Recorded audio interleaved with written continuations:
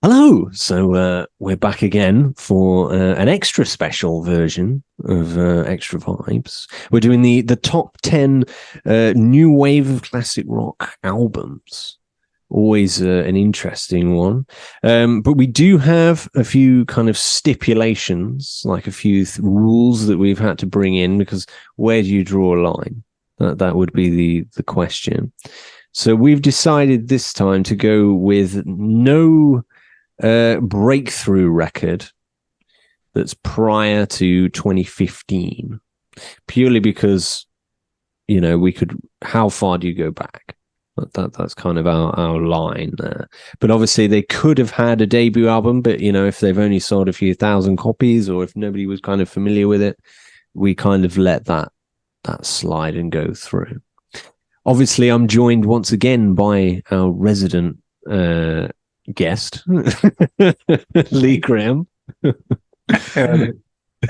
who's of course also the Josh Bush Play guy, the festival man himself.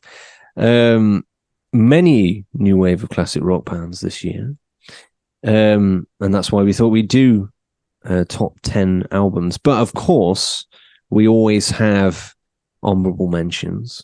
So yeah. Who has Lee got who didn't make the top 10? I mean, that is the question. Who failed to make it, Lee?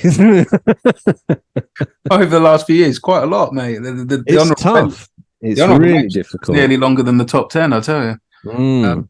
But the first couple of ones that came to mind was Revival Black, Under the Light. I think that is an incredible record. And I think it's quite sad that the guys finished how they did, in terms of the album coming out and then the band sort of suddenly being no more, about a point where I thought this is the album that's going to take them to that next level. And I'd still truly believe it's a great record. But I believe because of what happened, unfortunately, I think that album got somewhat lost because it wasn't there. They couldn't promote it because they couldn't tour it. Obviously, they did a few shows with the rest of the guys did, obviously, after Danny left, with Kim Jeanette singing. But they were never able to support that release in the way it should have been supported, in my opinion, with the whole band, obviously. And Dan, I don't care what anyone says, Dan was the voice of that record. He recorded that vocal. He delivered that. Well, I remember seeing the boys, we were talking earlier about Wiz End Festival and stuff, and seeing the guys deliver some of those songs early on. And yeah, so without that support, I think it will sadly not get appreciated in the way it probably should have done. So that's quite I think it has a strong shout for possibly a top 10 underrated albums. Definitely. But yeah, I completely understand that choice. And the other I had was Tyler Bryant, The Shakedown, Truth and Lies. Solid shout. Love Tyler Bryant. Truth and Lies is a great record. But it was that one. It was in and it was out again, and it was in and it was out again. And so obviously what we're trying to do in New Classic Rock, these aren't necessarily my favorite. If it was not a personal hit list for Lee, it's who I think represents new wave of classic rock greatly. And I think Tyler Bryant, obviously I don't think he's been over here enough to really build himself up to a point of some of the other acts that I've got on the top 10. So that's the only reason he was in it now.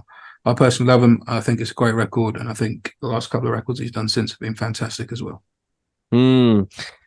I mean, I will say before I go into my honorable mentions, obviously there's a whole thing around new wave of classic rock. I mean, me in particular, when I first was kind of aware of it, I took it as a literal term. So I thought classic rock, so like Led Zeppelin or something like that. Whereas I think it's very quickly become an umbrella term. So it can be perhaps more associated with new wave of rock. So it can be any kind of subgenre of that. So you could maybe have southern rock, you could maybe have heavy rock. A lot of these bands kind of come under this vast umbrella, maybe even blues rock. So yeah, I just wanted to kind of throw that in there. My honorable mentions, this will be one you'll go, oh my God, Ryan, they didn't make the top 10. And yes, I'm already throwing in an absolute bombshell. I'm saying Dirty Honey's self-titled album. Now, look at this. The look of disgust from Lee Graham there. He's gone, what is he thinking? But I was jostling with this one. This one and the one that will be in number 10, it was like up and down, up and down. But for me personally, I had to look at it from a critical standpoint. I really enjoyed Dirty Honey's EP. The one with When I'm Gone, Rolling Sevens, and you could argue that they're possibly their two largest hits currently, along with California Dreaming. But I would feel I could include it in a top 10 if it had those two. I feel that perhaps because that's how they often end a show with those hits. Yeah. It's just missing that tiny little minute edge. So I had to bump it to what would be the spiritual number 11th. So yeah, sorry about that, Lee. but my that's other it, one, I know that's it now. He's left. He's gone. My other ones are the Karma Effect with their self-titled record. Of course, I just pressed play band last year. That's where I was actually made aware of them. It's a great debut album. I think it shows a lot of promise. And I think for some people, it would make a top 10 quite easily. I think they show tremendous promise, and I'm very interested to see where they go in the future as well. I think in the future, to be working on the second record, I'm really excited to see what those boys come out with. Exactly. I think in the future, they will probably have an album in this top 10 albums. I do think they're heading in that direction. And the last one that I'm just throwing in now because I've remembered it is Jared James Nichols' recent self-titled album. That one's great. I mean, it's obviously got Hardwired in there and a lot of like very, very cool kind of tracks. One of my personal favorites, Hallelujah. I love it. And Down the Drain. Some real good stuff in there. And again, I think that's elevated him to another level. I think that album sums him up more like how you would hear him live.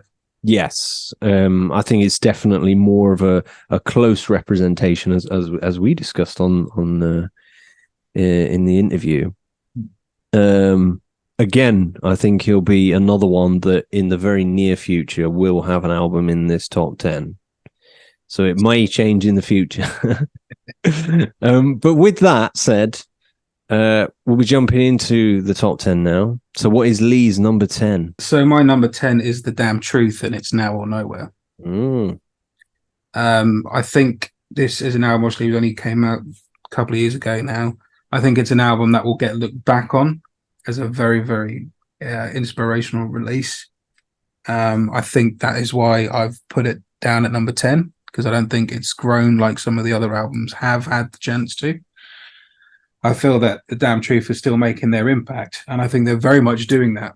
I think since they've hit the UK shores, the last sort of 18 months, 2 years, they've been here pretty solidly. They're supporting Glenn Hughes in September, October time, and coming back for that. And I don't know if you've caught them live yet. No, I haven't seen them live yet.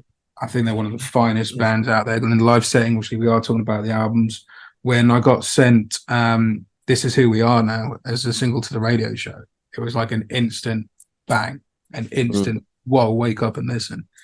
And I immediately just emailing Peter Noble back and saying, mate, this is fantastic. You know, this is really, really cool. Really enjoying this. And I kept playing the song. And then he messaged me saying, would you like to chat with them? And I did. And before we chatted them, before I got physical copy, he sent me the files to have a listen to. And instantly I fell in love with it. And it was an album that I pummeled listening to for like weeks on end. It was on heavy rotation for a long time. I then took a little break from it, as everyone does. You know, you listen to albums for a little while and you go and listen to some new things. And then I came back to it again quite recently. And I was like, nope, I'd still got it. You know, some records you listen to on that first initial kind of pummeling of it, you're like, this is a really, really, really good record. And I'm not skipping any songs. This is a front to back album. And then you go back to it a second time and you go, maybe not that one. Yeah. But this is one that still, I don't skip a thing. Still a front to back album for me. And yeah, that's my number 10. The one for me, my number 10, the one that pipped Dirty Honey to the post, really. This was very fine margins immediately, straight out of the gate. I've gone with Goodbye June with See Where the Night Goes. For me, I mean, again, obviously, if you were to look into the technicalities of Goodbye June, technically, they released their debut record way back in 2013. But they didn't really have their first breakthrough till, I believe it's somewhere around 2016. So for that reason, I've gone with this one. Their latest record, See Where the Night Goes, that for me is the one that's elevated them to the next level now. I think a lot of people were made aware of them because of this record. Nice. And I feel it's just a really great, enjoyable album. I mean, when we did the interview last year, we talked about it being this kind of summer album. It's a fun album, you know. It's an album that you can play perhaps while you're having a barbecue, you know, that kind of thing. And it's just this great classic rock album. And I think this is the kind of music that people would associate with new wave of classic rock. Yeah. Like that's the one I think that you hear in your head when you hear that term used. It's got a lot of this kind of classic AC/DC vibe. I get a lot of kind of Bon Scott-esque moments in there. But it's just really catchy and it's just great. I mean, my two highlights on this record is Three Chords and Step Inside or Step Outside. It's one of the two. I think it's Step Inside. I'm going to go with that. That's my two kind of real highlights there. It's just very catchy and very enjoyable. So for that reason, I've put it in there at number 10. My number 9 kind of harks back into similar ways of what we were just talking about, Revival Black. But my number 9 is the Rocket Dolls and the Art of Disconnect. Okay. For me, first album I heard of theirs was a sort of breakthrough, Deadhead. And, you know, there's some great tracks on that. They sort of picked up my interest. I then saw them live for the first time on that sort of run with Deadhead and again, bowled live. And then got to know Nicky and the boys a little bit. And while they were building this, I just felt like, you know, like I got some raw demos from Nicky while they were building this album up. And I was like, there's something very, very cool about this. And like you're saying, I think it's also an album that would go under that new wave of classic rock brand. It's a lot more grungier, a lot more heavier than some of those bands that were put under that umbrella. But you cannot dismiss the quality of songwriting on this album. And I again thought that this record was just so solid. And then they released it. I was so happy. I mean, I played this record to death. But unfortunately, it was a bit like the Revival Black thing, not quite as extreme in terms of timescale, but you know, shortly after they released it, they did split up. You know, they are on hiatus. I'm hoping one day they'll come back in some form because I really love their music. They're all doing different things now, and it's Nicky's doing his own solo stuff, and that sounds brilliant. But I adore this record, and I only saw, you know, the songs getting played a handful of times, and I think there was so much more to give with it. I think there was so much more that it could have taken to so much further down the line with this record. And it was sad to see it not be fulfilled. And I don't know what goes on in the background of bands. I'm not privy to any of that information. That's none of my business, frankly. So that there's bound to be a legitimate reason why they're not together anymore. But you know, this album stands out for you. Stands out so much, man, so much. I mean, it's one of the few albums I own on CD and vinyl. Now, my vinyl collection is a collection of like favorites, like top albums, because obviously vinyl is not always the cheapest to purchase. Yeah. And when I thingied it, I didn't want a million vinyls where I've got a CD of it over there and a vinyl over there. But this is one I felt I needed on both. That's a statement. I mean, I often have the what I class as the God tier. If you get into that tier, you get the vinyl. Yeah. So yeah, I completely agree with that. My number 9, it's Wolfjaw with Starting Gun. Okay, good call. Of course, you know, they were kind of for a long while, a band that was very quickly rising up. Very much one of these kind of flagship kind of bands for the new wave of classic rock. When I was made aware of this album, I was like, this is on another level to a lot of these bands that are around. Like, they feel like, they were just a cut above. And I do feel that there was this strong buzz. I mean, there's a lot of hits on there immediately. Thunderchild, stuff like that. It's great rock, and it's done really well. And it has this modern kind of twist on it. Again, I feel it's another great example of what people would initially think a new wave of classic rock album would be. And I think, obviously, in another world where Tom could still be here, I think they would definitely go on to even bigger things. Without doubt. It's one of those kind of bittersweet moments, and I feel that they should be in this top 10 based on that record, but even more so based on Tom's ability and Tom's skill as a musician. I think he was absolutely top tier. Oh, one of the finest, mate. Is we can go about Tom for a long, long time between us, I feel. But exactly, he was a great guy and a great musician, and I just feel that he should be in this top 10. And I think that album, Starting Gun, I mean, obviously at one point they were called Bad Flowers when they released this particular one, and it just really elevated them.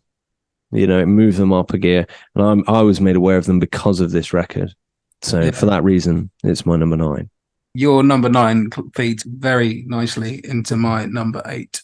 Because my number 8 is Wolfjaw with The Heart Won't Listen. My God, look at this. I loved the Starting Gun record that you've just been talking about. Fantastic record. That was obviously the record that brought them to my attention. Hearing Thunderchild, I was like, whoa, where did this come from? Who are these guys? Definitely one of those moments. And fortunately enough, when they were obviously still under the Bad Flowers guys at that point, they headlined the very first Just Push Play at the Apex. And watching those three of them on that stage was just like, I'd seen them at other festivals and supporting people, but when you put them on a bigger stage than I'd seen them, and they still filled it out, it was like, they've all got something here. They've all absolutely got something. They played the whole album as their set, and a couple of other stuff. And then people were still wanting an encore, and they were like, well, what do we do? And they went back on stage and did a cover of Black Sabbath's War Pigs, and it was one of the most bombastic versions of it I've ever heard in my life. And when it goes into that breakdown of War Pigs, Dale's just there in his element on his bass. I mean, Dale is one of the finest bass players to ever walk this planet, let alone in this scene. Love Dale to bits. Carl was just slamming it.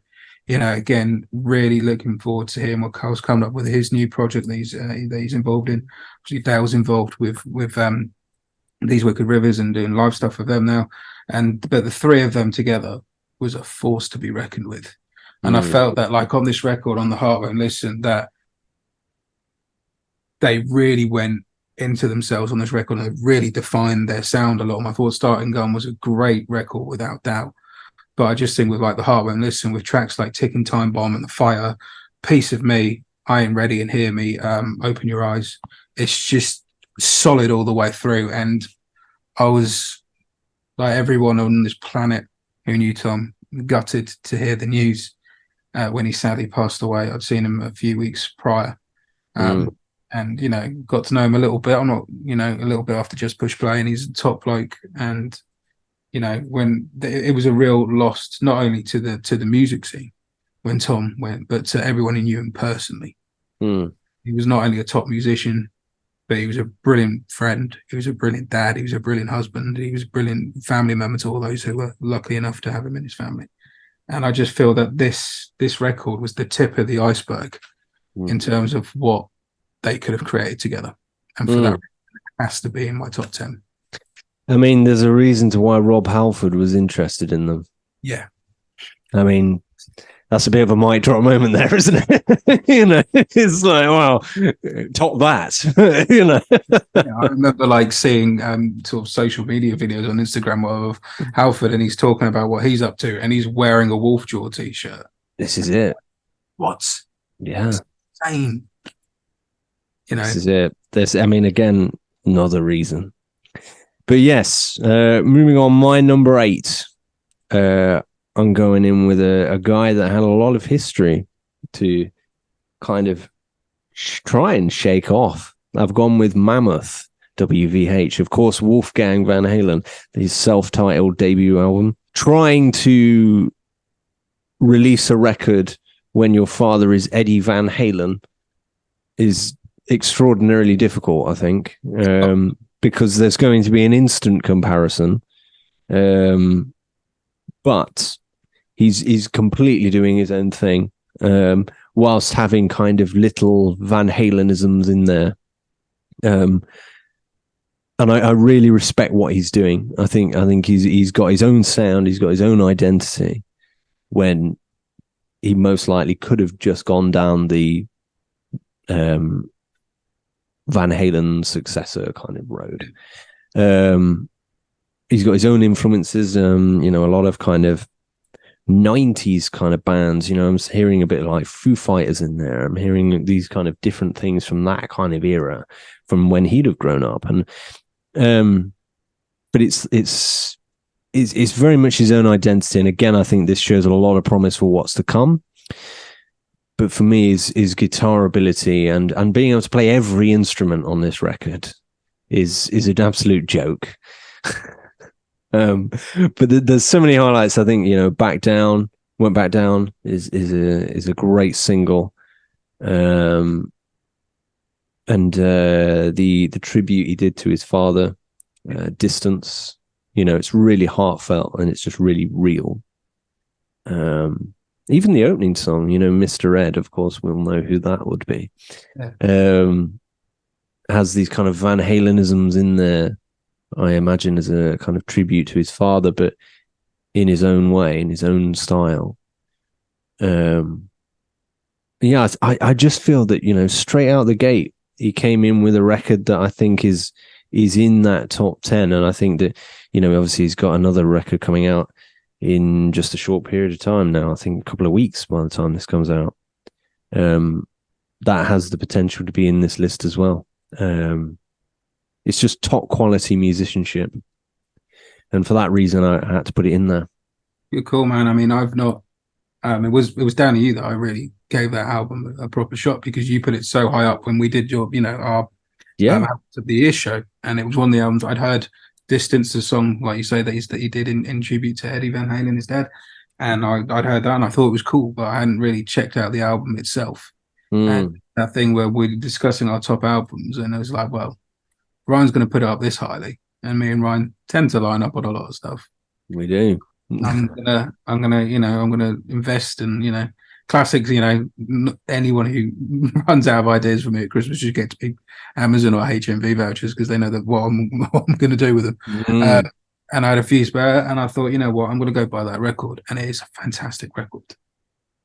It was a really good record, and like you say, if you could put, and I like the fact that he didn't try and, you know, he is Wolfgang Van Halen at the end of the day. He is part of the Van Halen lineage, but he didn't try and stamp Van Halen all over it physically, in terms of going, this is a Van Halen record, you know, it was my family.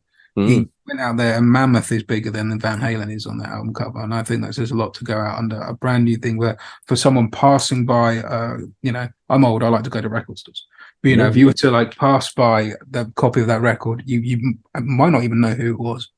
And to go out under your own ilk and your own strengths, and like you say, definite nods to the Foos on it, especially with the playing everything like Dave Grohl did on the first Foo Fighters record. Yes.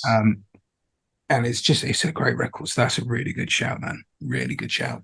So, of course, the reason why you're here today, Lee, is not just for the top 10 new wave of classic rock albums. You're also here to talk about the Just Push Play stuff as well, aren't we? The festival, which coincidentally has a lot of new wave of classic rock bands this year. Yeah, I mean we're really lucky with who we've got. I mean, this year is our fifth anniversary since we moved the event to the Mm. Apex, so it's a big year for us. And to coincide with that, I'm very lucky to have a lot of people from all over the UK, travel to Bury St Edmunds for the show. And every year I get asked, you know, is there anything going on the Friday? And previously I've always said Mm. no because it's just a lot of work to add another day, believe it or not. But with it being the fifth anniversary of the Apex, I thought, you know what, let's have a bit of a celebration here. So we've got our first Friday night party this year, which is being held at the Hunter Club rather than the Apex. So it's a 200 cap venue. We've got J Hutchinson headlining it, Mm. which is amazing because we obviously had Jack play the show in 2021. So he's coming back to headline the Friday night. We got Los Campbell on the bill as well. Someone I wanted on the Just Push Play for a while. We initially did have False Hearts, but they've sadly gone on hiatus for the moment. But I've been speaking to Loz for a little while, so it seemed like a good opportunity to get Loz in.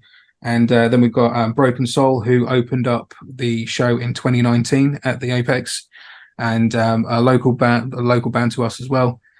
So they're good friends of mine, and they always support me. So I thought it was about time to support them as well. So they're on the bill. And then that was going to be it. But as well as doing the radio show and the festival, because of those things, I got asked to judge the Bury Sound competition, which is like the Battle of the Bands competition in the town. And one of the bands that really caught my eye was a local band called Rascade, who are like a grunge three-piece, and they were absolutely storming, just killer riff after riff. And it was that sort of thing we like, wow, I wish I was writing riffs like that when I was their age. I might have got somewhere. And they're really good guys and real full of attitudes and fantastic from them. Great songs. So I thought, you know what, I'm going to see them if they want to open it. So they'll be opening it up on the Friday. So we've got a real cool mix on the Friday. So if you are coming down the Friday, don't miss Rascade set. Just come early and have fun. That's what you're there for. And yeah, so that's going to set us up nicely for the Saturday on the main day itself. Mm. I mean, obviously, for those that aren't familiar, there might be a lot of people that may only just be discovering what Just Push Play is. Yeah. Could you tell us a bit about that, kind of how that came about? Yeah. Obviously it has that story behind it. Yeah, of course, man. I lost my dad to cancer in 2010 and 2015, so the Michael fifth anniversary of him passing away. I realised I hadn't done anything for hospice, St Nicholas Hospice Care, whose nurses looked after him. And anyone's been in that scenario, what it's like. You just try and first 5 years go by like that, and you're just trying to deal with your own stuff. But the fifth year, I guess it was like the first big milestone for a number of years without him. And I was sitting in the pub one night, and me and the lads were trying to find ways to raise some money for the hospice. I thought it was about time, I did something. And someone taking the mick, because we were all saying, should we do a sponsored run or a sponsored swim, or we'll go do a marathon, or whatever it could be, or the sort of normal routes that people might take to do a sponsor fundraiser. And then someone taking the mick in the pub said, Oi Lee, knowing that I like music, so Oi Lee, why don't you organise Live Aid? And while he initially got told to go do one, so I wasn't quite as polite as that. A gig made total sense. Me and my dad were very, very close. He took me to see Aerosmith when I was 11 years old. That was the first of many, many gigs up until we saw Aldridge just a few weeks before he sadly passed away. So music was a huge, huge part of our relationship and our friendship. So a gig made total sense. And that throwaway comment, the friends I was sat with and myself at the time, we were all in bands. So it was like, oh, well, we play. And it's like, oh, would you? Well, of course we would. It was for your dad, man. Of course we play. So a throwaway comment got like 4 or 5 local bands. And I was like, okay, there might be something here. So we hired a local social club and put it on in the function room there. The rehearsal rooms, who's the sort of rehearsal studios in the town, were kind enough to provide us with a PA for free. They were really good to us. And yeah, just local bands and, in this social club. And I thought, well, this is cool. We might get, 40, 50 people down and hopefully raise a couple £100 for St. Nicholas Hospice Care. What actually happened was we had 150 people turn up to the venue, which held 100. So there was a few people rotating. It was a case of anyone went out for a ciggy, they had to wait to get their turn to get back in, kind of thing. And we raised £1,300 for the charity. And it was only ever meant to be a one-off. I'll be honest with you, it was only ever meant to be a one-off. But when everyone's sort of Facebook memories came around from when I was starting to say, "Oh, I'm thinking of doing this. Is anybody interested?" sort of thing, came round. It was, "Are you doing another one, man?" Because my mates came along and their band would really like to play, and we'd like to play again, or this other outfit I'm in want to play. And I was like, well, if people are asking, I'll do another one because it's more money for the hospice, right? And that sort of went on, and it grew quite. It was sort of outgrowing where it was. And in 2018, so this year, like I say, we celebrate our 5th year at the Apex. I decided, this is our 4th year. Let's see how big we can go. Let's say how big we can take this. So I put a crowdfunder campaign out there to see if we could raise the funds to get the deposit at least for the Apex, because it was a big step up in venue. And thanks to everyone's support, which is, people will say, "Well done, Lee," but this literally doesn't happen without anyone supporting it. It can't. I don't have millions in the bank. This is all down to everyone digging in and the community aspect of it. It's not, I might put the thing on and organize it, but without everyone's support, it just doesn't happen. And that was no more seen than, when we moved to the Apex, man. Because like I say, I gave myself 8 weeks to get the deposit. Within 2 weeks, we had the deposit. Within the 8 weeks, because I just let it roll on, we had the costs of the show covered. And it was like, right, now I've got to put, their money where my mouth is and do it. And fortunately, thanks to everyone's support and the brilliant bands that have played all over the years, we've been there ever since. And, this is our 8th year, 9th, it would have been 8th year, 9th show, but obviously COVID got in the way of that. So it's 8 years, 8 shows. And 5th year at the Apex, and I've had genuinely some of my absolute heroes on that stage, and some bands I absolutely adore. In fact, all the bands I absolutely adore. Of course, they don't get on the bill if I think they're mediocre, let's be honest.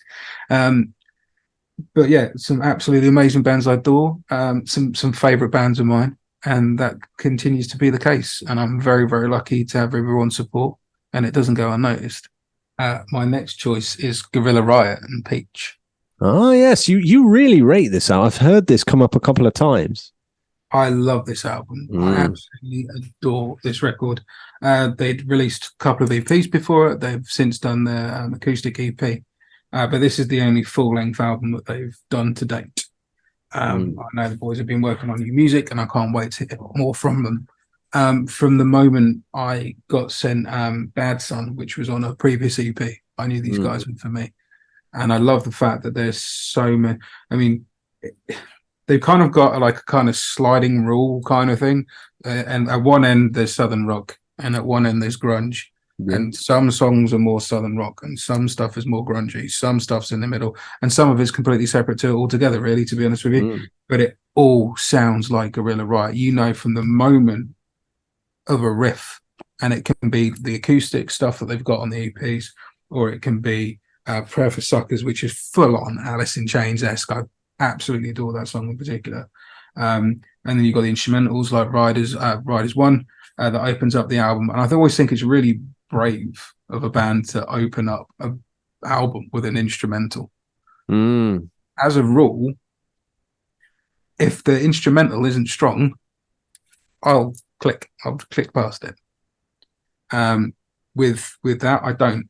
And I know there's Riders 1 and then 2, and then the sort of vocals coming in Riders 2. But I mean, Arjun's vocals on this sounds absolutely storming. The guitar riffs between Arjun and Liam and Charlie are just incredible. Deggy holding down that low end. I love the boys to bits. And, it's a storming record. It just is. And it's still, when it come out 2018, I think the record came out. No, it was 2020. Because they did their album launch show in Manchester, which I went up to, which was hilarious because me and Stevie of Bad Touch doesn't live that far from me. He's about 40 minutes away. And both of us had independently driven up to Manchester and then bumped into each other at the bar. So me and Steve were like, oh man, we could have given each other a lift. But we went up to that, and then it was like 2 weeks later that the whole country kind of shut down. So because of that, they had to cancel a whole tour that they had planned, like a lot of bands did, because no one knew this was going to happen.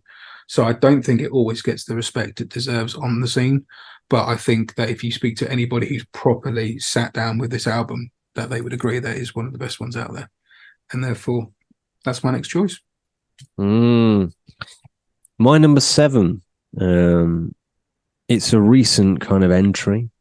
It's a guy that I was made aware of roughly around the start of this year. It's Don Martin with A Savage Life. He's kind of playing near me quite soon, and I really want to go check him out. He is incredible, quite frankly. If you for those out there, if you are a fan of, he self-admittedly says this, if you're a fan of Rory Gallagher, this kind of bluesy, the blues rock kind of genre, this guy will blow you away. Like, he is on another level.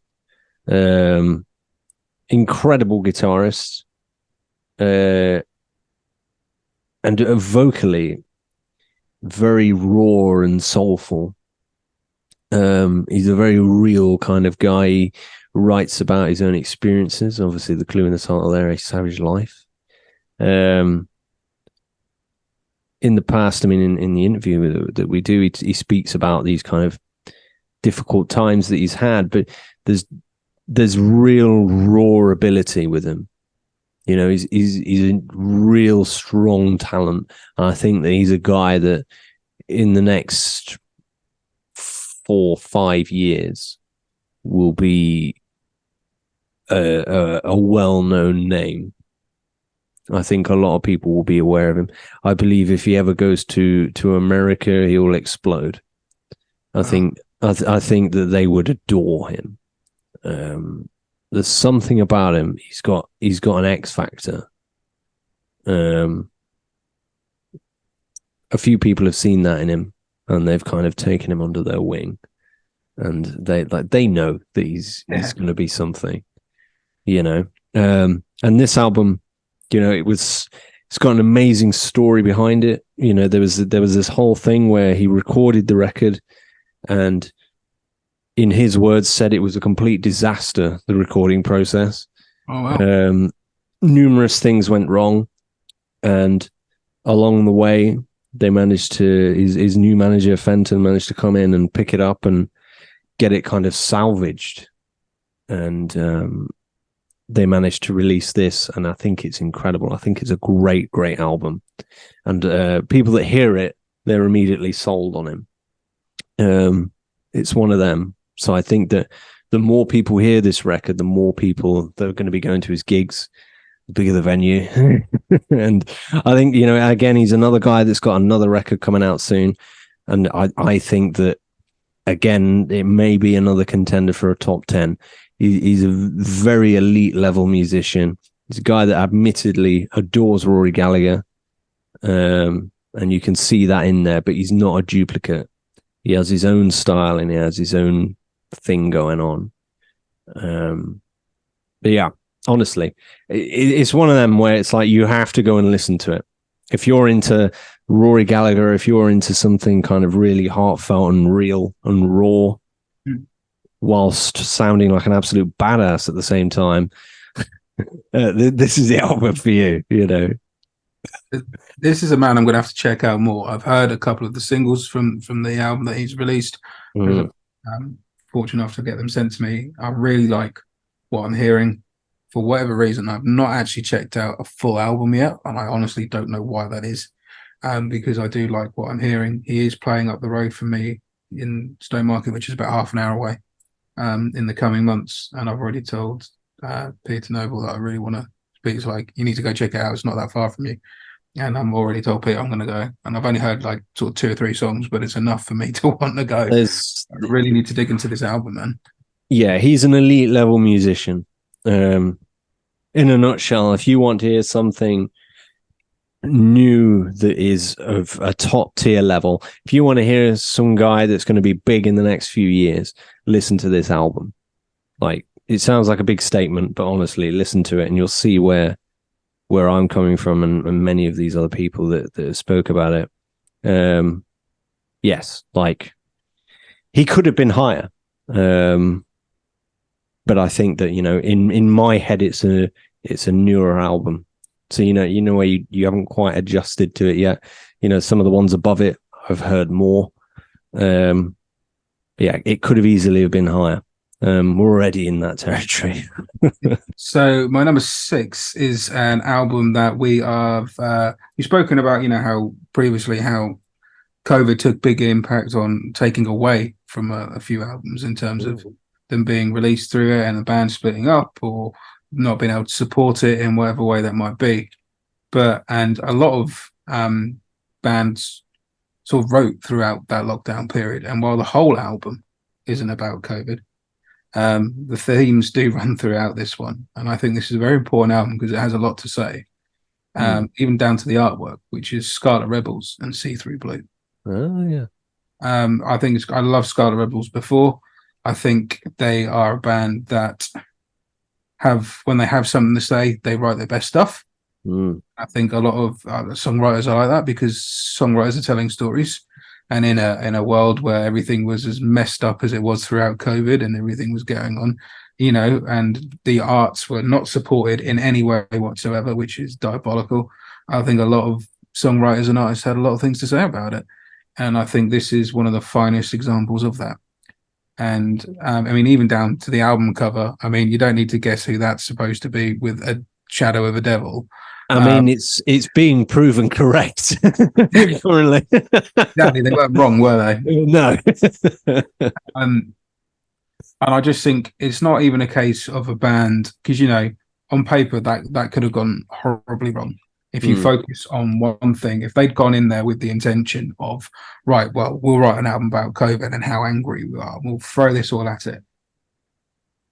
Yeah, most of the songs on there have some reference to it in some way, but a lot of them are just good songs. Yeah, and I think that's what first and foremost is. It's not a concept record, it's a great rock record. And the songwriting and the craftsmanship on it is fantastic. And from the, I'm Alive that opens it up all the way through to See Through Blue, which is obviously the title track, it just doesn't let up. And the more I listened to it, more things opened up and more tongue-in-cheek lyrics of little nods and digs just made me smile. Because my family's a northern working class, miners. Miner's grandson here, so I'm never really going to be a Tory boy, am I? Without doubt, it's just a great record, man. And they've always been amazing live. I love seeing the boys live. They're another act when they were playing these songs at Winter's End just after lockdown, everything opening up, where everybody was kind of in the unison of like, yeah, just play that one a bit louder, just sing those lyrics a bit louder and everyone clicked into it, and I think everybody felt a kinship with the record because of what we all went through as a nation. And I just think is one of the, I don't think some albums will stand the test of time. Some albums will be defined by the point where they are made. I think this is an album that will do both. It will be defined by some of the subject matter that is within on some of the songs. It's not all of the songs, there's only some of the songs on the record. But equally, because of the points they're making and how honest they are being about it and how articulate they're doing, I don't think it will be stuck as, oh, well, that's the COVID album. It's got a lot to say, and because it's quite transparent what it's saying, I think it's an album for now. I think it was an album for any atrocity that might face a nation in the future. And I think it's an album that a lot of people would find a lot of solace in. So for that reason, it's my number 6. And they'll also be playing at Just Push Play this year. Well,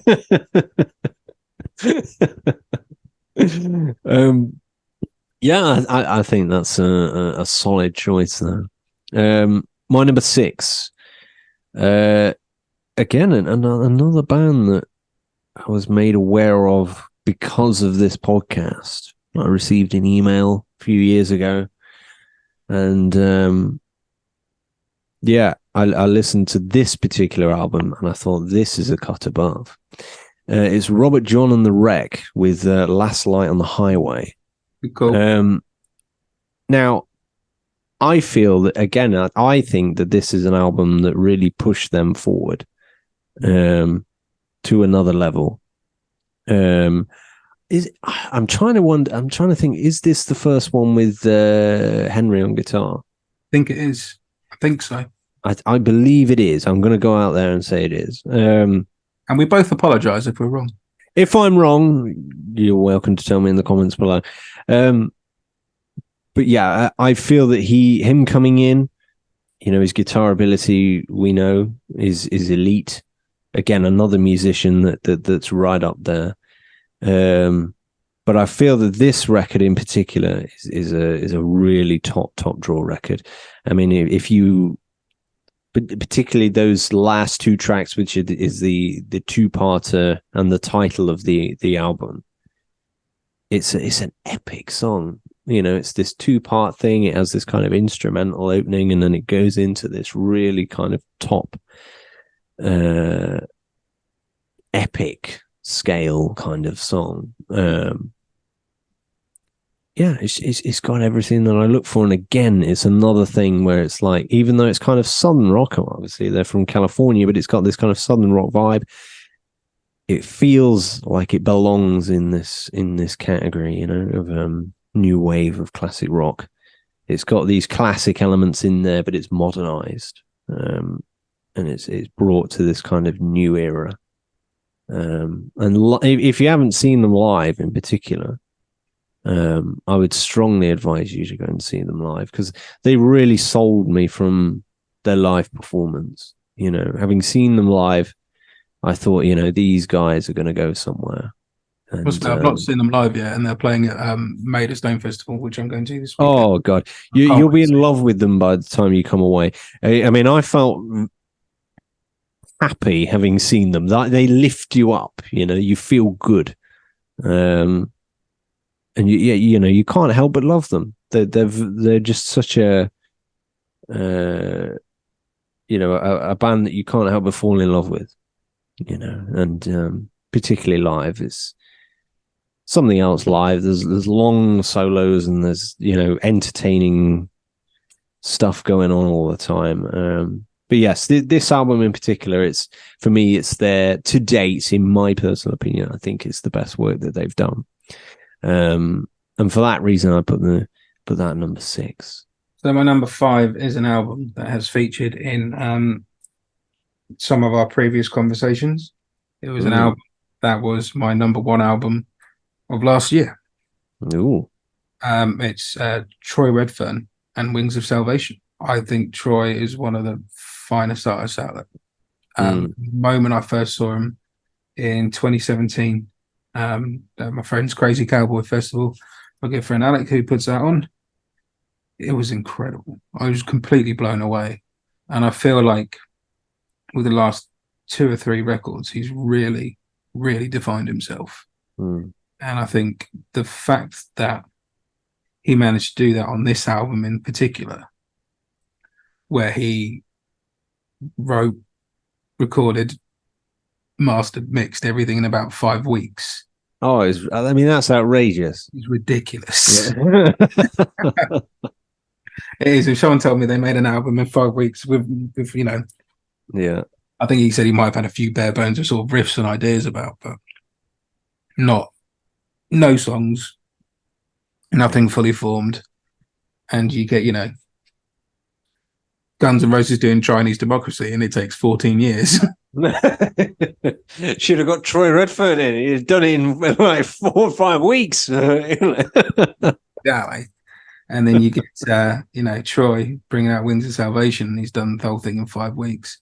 And it's just a phenomenal record. You've got tracks like, look at the track list here. You've got Gasoline, Sweet Carolina, Mercy, Dark Religion, which I love, which is like a dark folk rock sea shanty, is fantastic. And you've got all these, just again, Storm, you expect on an album that has been written and recorded and everything else in 5 weeks for maybe the songwriting not to be great or not to be up there. It's not the case at all. The songs are fantastically well crafted. Troy is arguably, and I always say this, and a lot of people, will get sick of me saying it, but for me, he's the best slide player going. I get nothing happier than when I see Troy pulling on a resonator, and I just think, yep, this is going to be good. I know where this is going. And, but arguably on this, as much as I've always loved Troy's guitar sound, on this album, I think his vocals are really fucking good on it. His vocals are really they're raw and they sound like Troy, but they just sound really solid. It's a really good vocal record as well as guitar. And I just love this record. And he's also at Made of Stone Festival, which I'm going to, and he's also playing Just Push Play. Yes, coincidentally. He's also you can find him at Just Push Play Festival. But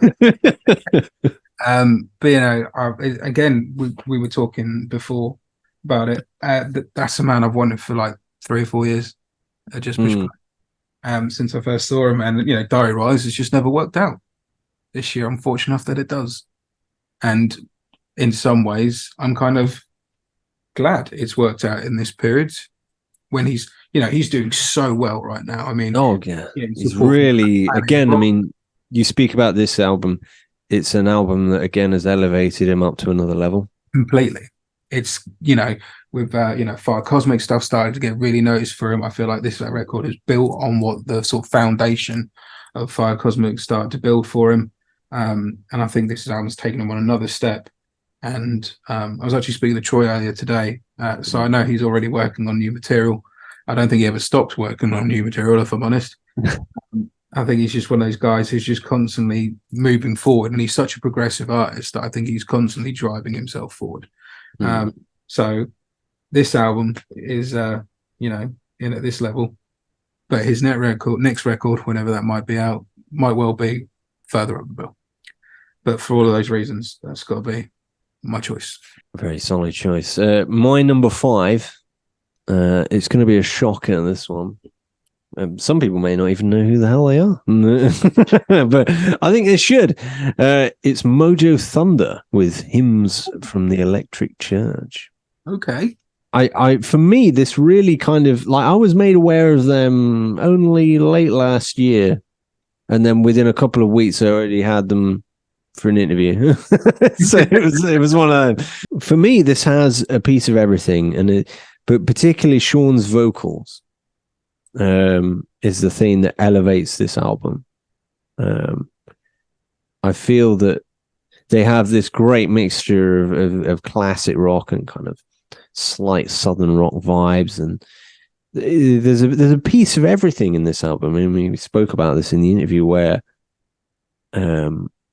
they have quite an eclectic taste, and for me, there was a few standouts. In particular, New Dawn is a song that's on another level. I mean, apparently it's about Game of Thrones. Who knows? But but it's his vocals on that is insane. It's it's on another level, that is. But then you've got some kind of catchy, more fun songs like Jack's Axe, the opening track there. It's just this fun opening single. And then you got something like Soul, which really kind of showcases that more southern kind of vibe that they have going on there. And I just feel that this is a bit of an underrated album. Yeah. Particularly within this scene of new wave of classic rock. I think that perhaps if it had been given a little bit more coverage, people would, at least in this country, people would rate it a little bit higher. So I'm hoping that by mentioning it, people may go out and check it out. Again, I think it's another band that is going to do very well over the next few years. I think it's another band that will probably have another album in this top 10 at some point that could be a lot higher. I think they show a tremendous amount of promise. There's something about them for me that makes me think that they're going to do very well. So yeah, for that reason, it's my number 5. Shockers, I know. Yeah, it's cool, man. It's not an album that I've checked out. I'll be honest. It's a catchy album. It's one of them. It's just really catchy. So my number 4 is an album that got into your honorable mentions. Oh, see, I have a feeling this is going to be. And it is Dirty Honey with their self-titled. See, there we go. When he leaned back in disgust, I thought it may even be in the top 3, but it didn't quite get there. Not quite. And the only reason for that being, I can tell you, to be honest. Like we've done any sort of top 10 we've done, where we get to this point, and another change of wind direction, and they all could change again. But with Dirty Honey, yes, their EP. There's got tracks like Rolling Sevens on it, which was the first song of theirs I ever heard. After I heard their cover of Last Child that they did, which was the first thing I heard. Love Dirty Honeys. But the album, I think it took me more of a grower, admittedly. But I think once it did grow on me, it had me hooked. California Dreaming, instant hit. But then other songs like Gypsy, The Morning, Another Last Time, The Wire, those were ones that kind of grew on me more than they were the instant hit. I mean, Tied Up is just funky as hell, and I absolutely love that track. And that was more of another one that was more of an instant. And it's an album that I just continue to put on if I wake up in a bit of a bad mood, to be honest. It's a fun album, isn't it? It's really fun album. Yeah. And it's that album that if I'm, waking up in a bit of a funk, as we all do from time to time, or stuff's got to me or whatever, it's the first one that goes in the CD player in the car when I'm on my way to work, because I know in the sort of, half an hour journey into work, and listening to Half an Hour Dirty Honey in the morning is a pretty good way to start your day. And it's just got that, it's got those summer vibes about it. Fun vibes, good mood vibes. And I think, especially in the live scenario, I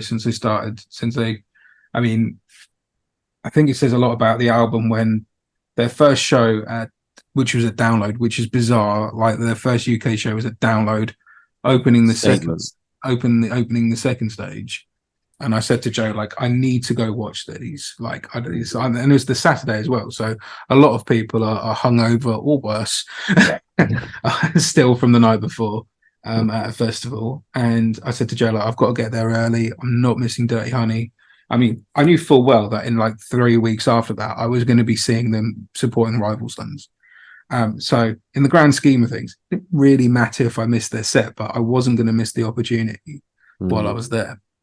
And I first got there, like I say, it was their first set of the day, about 11 o'clock in the morning, something like that, which is very early for festivals.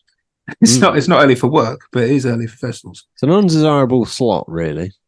And, I got there, and there was a mate of mine, Carl, who was already stood there, and was chatting to Carl. And actually Danny Byrne, formerly of Revival Black, was there, was chatting to Dan. And, suddenly you turn around, and there wasn't a lot of people at first. This is before they started, by the way. This is all been, they were on at 11, and this is like 20 to 11, something like that. And I'm chatting to Carl, and I'm chatting to Dan and a few other people around us, as you do. And then I turned back around the other way, where the people had all been coming from, unbeknownst to me. And you couldn't see the grass, it was just full. And I think that was a testament to how much of a reputation they already had in this country. They hadn't performed over here live. So the only thing we had to judge them on was the EP and the album. And yeah, don't get me wrong, they absolutely delivered the goods live. That's not what I'm saying, but I just think this record really set them up. And they obviously have just released the new single, Won't Take Me Alive, which is one of the most best riffs I've heard in ages on that track. So I'm very excited here. Album number 2, which is, out, I think it's out later this year in the fall. And I can't wait to hear that. But this debut, I think it just shows them in real good standing. And I think even on the debut level, it surpasses some other albums of bands that might have been on their second or third record. And for that reason, it's my number 4. I mean, again, it's another band that's an incredible live band. I saw them at, for people that are familiar with Nottingham, I saw them at the Bodega, believe it or not. I think it's sold out in about 5 minutes. It's quite a small venue for those that aren't familiar, and they were incredible. From the very first song, you knew that this is a band that is going to be, in the next few years, quite an elite level band. They're on a very strong upward trajectory. I mean, they've supported Mammoth. There's a bit of a callback there. You know, they're already doing big things. And yeah, you know, I think for me, it's a promising album, and I think you know, this next record, I think will be that next level again that will move them up. My number 4. Getting very tough now. Any of these could be the number 1 on a different day, but I've gone with my number 4 with Troy Redfern. But this time I've gone with Fire Cosmic. Okay. Because for me, I mean, as we mentioned there, that Fire Cosmic laid that foundation. I didn't even know who Troy Redfern was until I was made aware of the Fire Cosmic. For me, this is the one that you know, when you hear something for the first time and you're made aware of an artist for the first time, and that album really strikes a chord with you, and it just kind of sticks with you. Yeah. So for that reason, this is the one that really sticks with me. I think, you know, Waiting for Your Love, I think that's a great single. Yeah. Oh my God, what's that one that Bumblefoot guests on? There's a track that he guests on, and it's great. People again will be able to tell me in the comments what that one is. Yeah, it's just so much stuff. I mean, Bumblefoot guessed it on this record. I mean, that again, like, elite level musicians are wanting to be associated, which says something. It speaks volumes. The irony that I made the Troy Redfern and Guns N' Roses comparison. There you go. Yeah, there's a connection there. And Bumblefoot played on Chinese Democracy, but sorry, Bumblefoot. Yeah. There you go. I mean, but there's for me, this is the one. Like, this kind of got him that first airtime on Planet Rock. This is, you know, that kind of breakthrough moment for him, I feel, where people were first being made aware of him. And I think that, you know, as he goes along and continues to get bigger and releases bigger and bigger albums, people will look back at this one as being, oh, this was the game changer. This was the moment where, you know, like, I feel like this laid the foundation for Wings of Salvation. You know, there's that identity there that's been stamped on this record and built upon. And for that reason, I have to put it in here. You know, and I think that, as you mentioned before, as a slide player, he's outrageous. Incredible guitarist. You know, I've been fortunate to see him live, and again, it's like, you know, this guy is on another level. And I think that he'll continue to get bigger.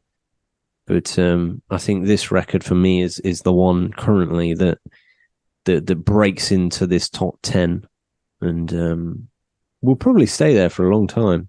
So yeah, for that reason, it's my number 4.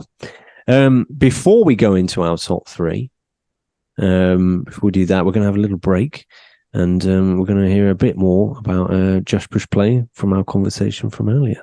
Last year, that was kind of my first time coming. Yeah. You had Phil Campbell and the Bastard Sons with that whole Motorhead connection. I could see that you were very happy about that at the time. How does that feel for you? You know, getting these kind of bands that, you know, as you grow up, you know, you kind of admired or just enjoyed. It's really, really surreal. I'm not going to claim I'm cool about it on any level, right? I like to be as down to earth as I can.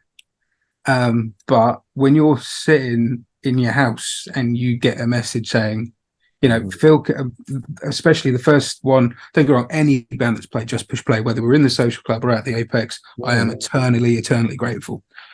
But with Phil Campbell, because me and my dad had seen Motorhead together so many times, like especially while I was at university in Norwich, and it was almost like a standing joke because obviously Motorhead toured relentlessly, and every year, you know, they were on an album tour cycle, and it was almost like a running joke. Well, it's November, we'll go see Motorhead, because normally the album would come out a couple months prior. The tour started October, November time, and normally around November they played Norwich where I was studying. So me and my dad saw Motorhead every year I was at uni, years beforehand, well, not years after, because that's when he sadly passed away. But, you know, we saw Motorhead so many times.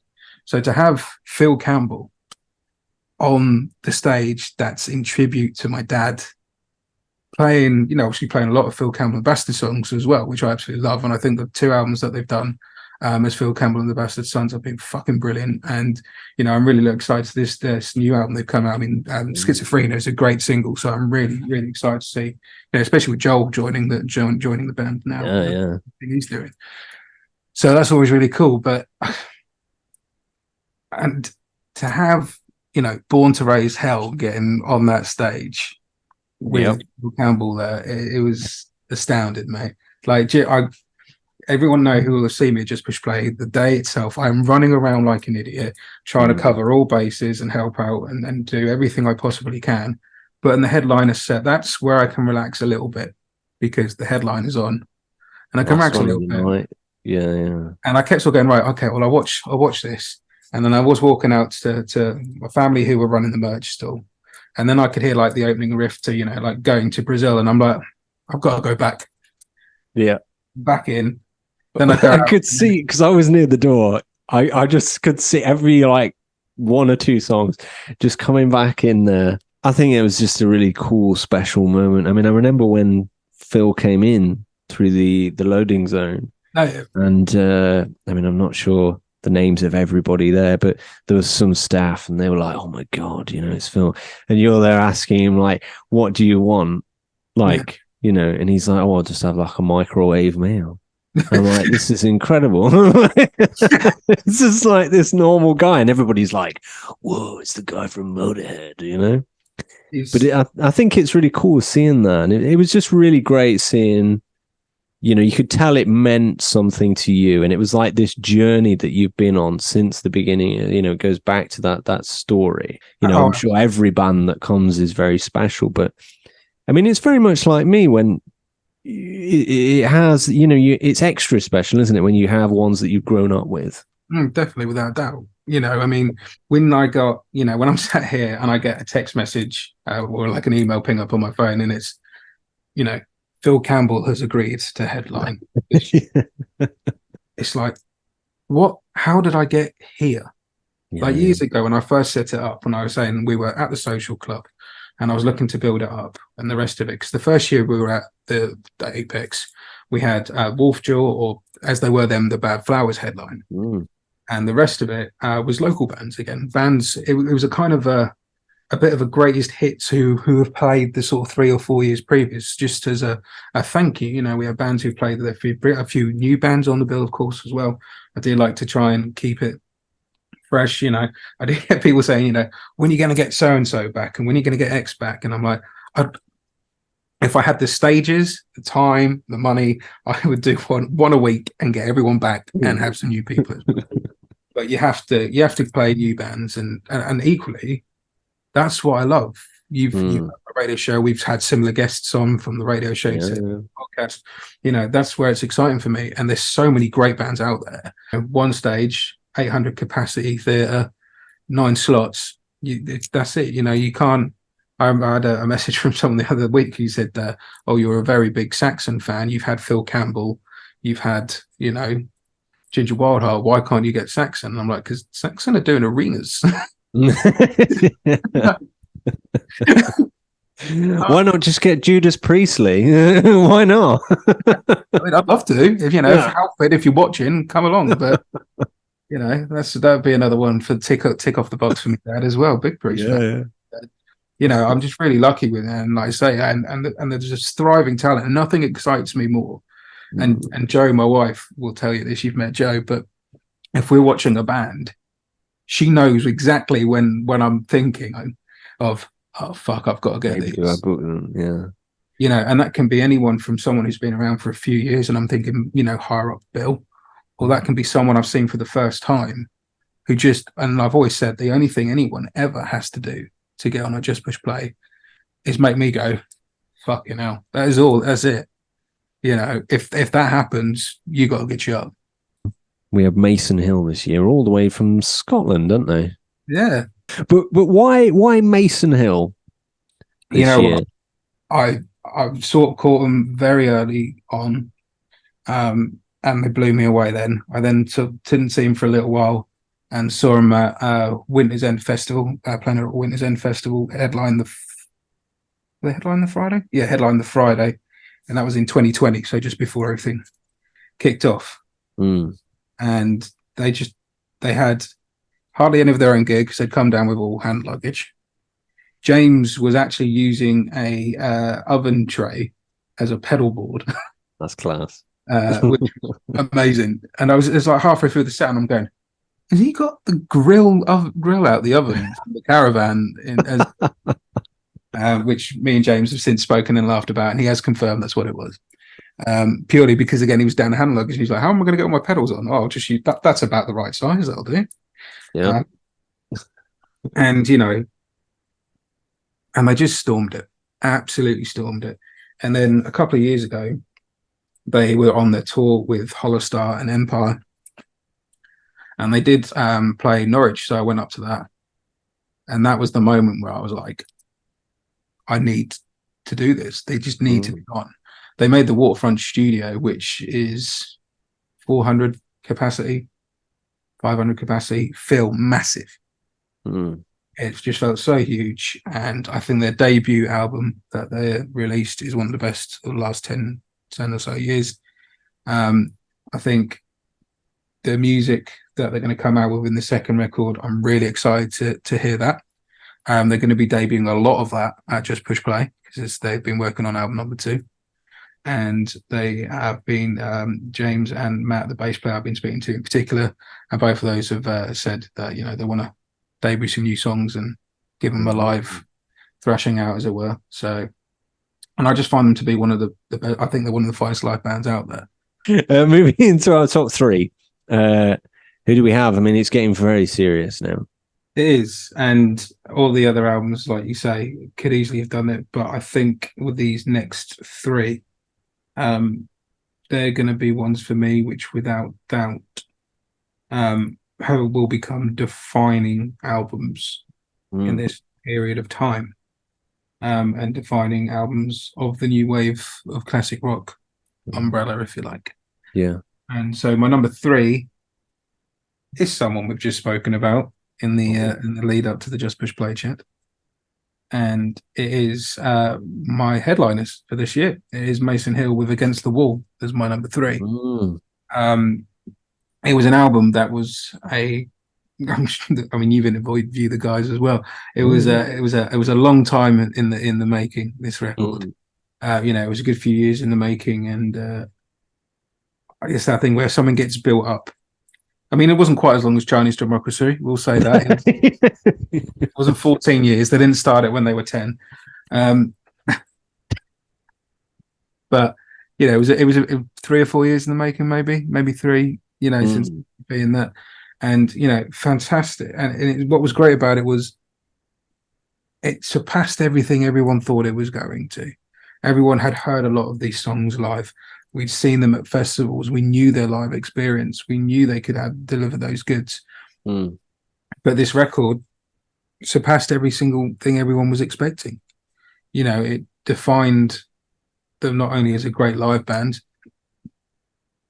but great songwriters, great musicians, and all the way through this record. And I love the fact that they sort of, if you play it solidly, you've got Reborn and then Reborn Reprise at the end. The Reborn at the beginning of the record, Reborn Reprise in the record, and it also almost makes it just this full continuous loop, which is you're feeding one into the other at the end, and it's fancy. It's just a fantastic record. And again, stuff, tracks like Against the Wall, Broken Sun, DNA, Hold On, Outreach, We Pray, Where I Belong. You just can't argue with it. and it's such a rich record as well. You know, you have got those darks and heavier songs like Against the Wall and No Regret, DNA, and then you got stuff like Where I Belong, which is always a defining moment in their set, always. And to me, when I saw them in Norwich, when they was doing the tour supporting this very release, for them to go out and do that and make it feel like such a big gig on the release of one record, there's a lot about the strength of the songs. And they more or less think they, which I think I'm right in saying they played the whole album. And it was phenomenal, and no one stopped singing. You know, you go see a band and they're playing a full album. I mean, you normally get that with anniversary things, admittedly. But if you're at any show and a band has got one record out and they're obviously playing what they've got to give you at that point in their career, there'll be, you know, where people have known the hits and the singles that have started to be released, and then it'll dip when there may be more deeper album cuts that people don't know. That did not happen. My voice has not been that sore since for the very first time I saw Motorhead. I mean, that's a statement, isn't it? Yeah, you know, my voice has not been as sore as that since the first time I saw Motorhead, which was on their Inferno tour when I was 13. You know, I came away from that, and it was just that moment where you're like, they've got it. They just got it. And to see Scott and James and the rest of the lads and Matt and everyone else command a crowd like they were doing it, and everybody just responding, you know, when you know the album wasn't even out that long at that point, and they were saying, you know, we're going to play. I think they got to far as saying against, and then even get to finish the rest of the title tracks, saying, you know, oh, we're going to play Broke. Oh yeah, okay. Everyone went off, the just cheering everything. It was such a great atmosphere. And yeah, you can say that's down to the delivery live, but I would also argue it's down to the quality of the songs that they write. And I'm really excited to see what they're bringing in with this next debut, the follow-up to their debut record, obviously. Sorry, with this, because that is just insane. It's a great record.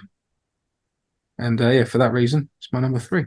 Yes, and if you want to hear new tracks that are currently unreleased, apparently they're going to be debuting some of these songs and just push play. So another reason to get down there. My number 3. This again, it's another one that because of this podcast I was made aware of them, and like this album in particular has stuck with me since. It's the Dust Coda with Mojo Skyline. This is the album, again, very much like Troy, this is the album where I was first made aware of them. I heard this, and I was very fortunate. I think this is the first album I was sent in advance. I heard this one in advance, and I was like, this is great. Like, again, pure classic rock, but modernized with this new twist on it. And obviously, John Drake's vocals is top tier. More elite musicianship. And again, I think that as they get deeper into their catalog, as they make more albums, people will look back on Mojo Skyline as as that kind of moment where they started to kind of rise up and they had something special, I feel. Yeah, I remember there being such a buzz around this record at the time. I think I think the new wave of classic rock lot, the actual people there, they were kind of buzzing about this before it came out, and there's this whole thing around it at the time, and I can completely see why. I mean, I think it was like 8 out of 10 in Classic Rock magazine. You know, it was just a real thing at the time, and for me, it's one of the ones that remains in my rotation. I have it on vinyl for the statement there that we were talking about earlier. I do have it on vinyl. It's just a great rock album. Fantastic album. And you know, it's the one that ultimately got them that record deal with Earache. And you know, if a label takes interest based off an unreleased album. You know, that's a real statement. And it's certainly one of those albums that is like a flagship album for this genre. So for that reason, I feel it has to be in my kind of top three.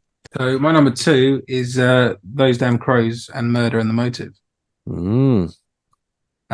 Again, you know, great record. Obviously, they released in Inhale Exhale, and the last release since, and all three fantastic records. But I think, obviously, this being their debut full release, it is the album that I believe that will be the defining moment, like you say, that pinnacle point where they really start pushing through.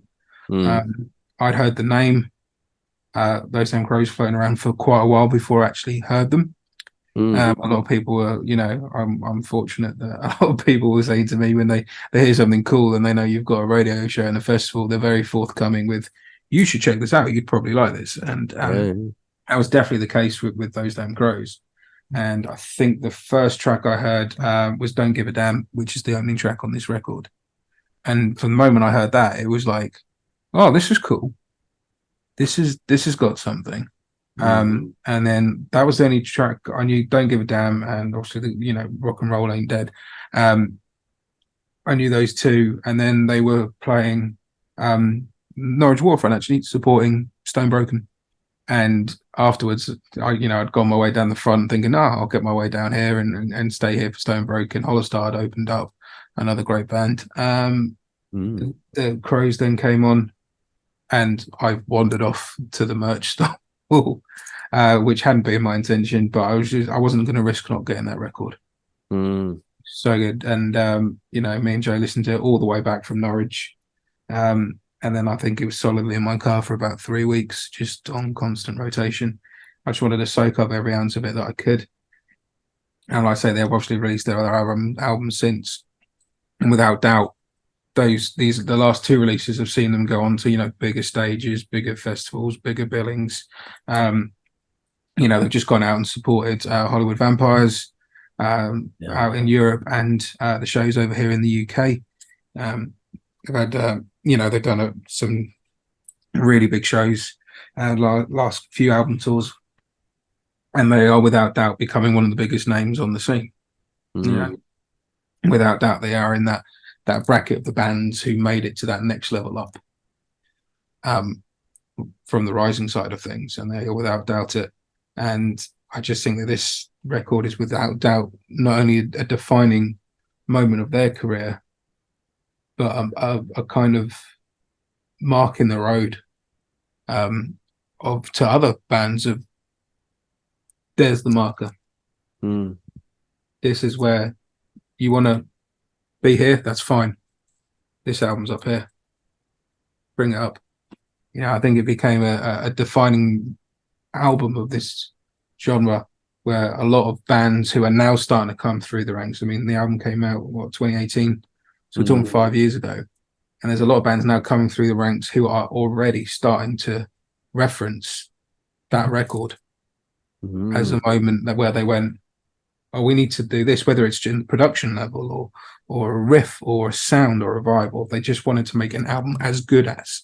I've already interviewed quite a few bands who have referenced Murder and the Motive as a stamp, if you like, on where they wanted to be. So for that reason, it's my number 2.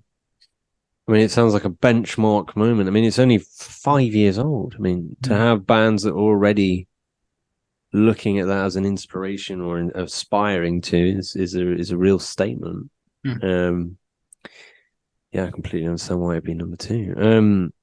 My number 2, this is an album that I feel is massively underrated. I remember I can't remember exactly when it came out, but I remember the year that it came out. It was my number 1 choice, my album of the year.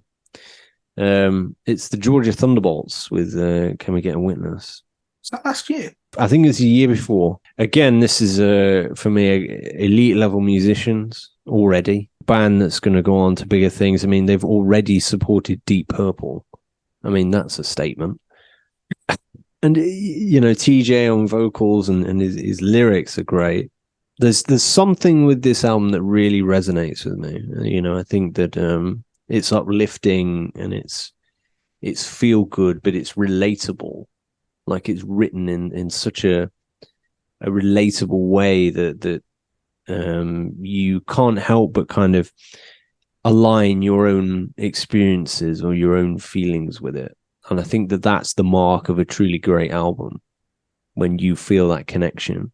I mean, I spoke about this in the interview, where you draw your own experiences. It almost becomes the soundtrack to a certain experience in your life, you know? And I can remember myself and my dad, we were driving on like a summer's day and we were in the countryside, and that was the album that was playing.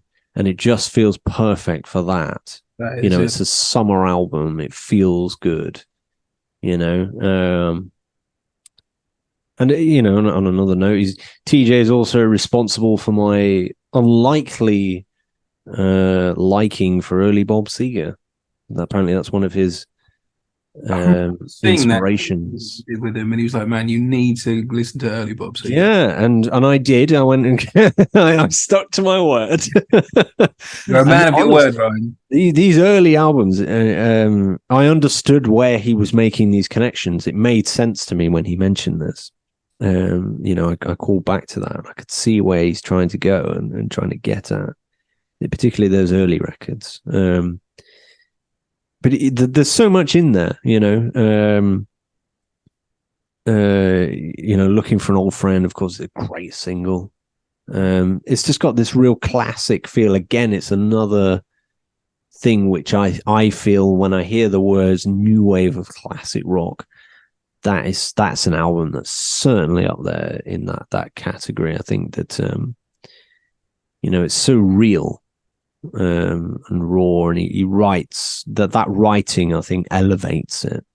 I'm very interested to see where they go next. I mean, obviously they have this kind of Blackstone Cherry connection where they've toured with them quite a lot, and they seem like they're kind of good friends with them.